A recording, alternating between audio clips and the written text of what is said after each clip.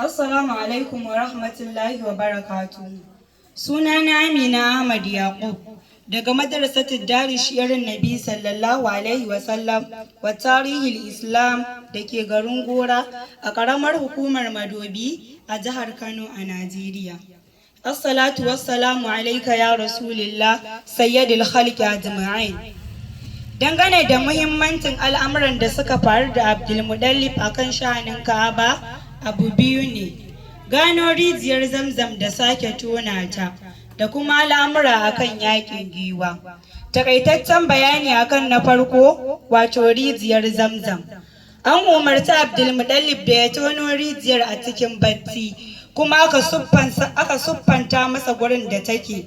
Don haka ya tashi ya fara aikin tono wannan rijiyar, kuma ya samu wasu abubuwan da Jarhamawa suka binne a ciki a lokacin da aka kore su daga Makka, kamar sulke da kwalkwali da kayan sakar azurfa.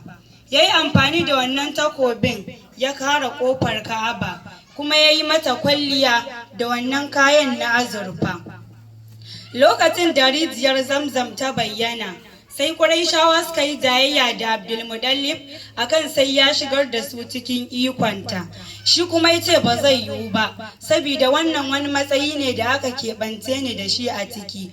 Su kuma suka nace akan haka, har sai da aka fitar da shi domin yin hukunci a tsakaninsu, inda suka tafi wajen bokanyar Banu Sa'ad, ba su dawo ba, har sai da Allah subhanahu wa ta'ala ya nuna musu wata aya da ta tabbatar musu da cewa lallai Allah ne ya zaɓi Abdul a kansu.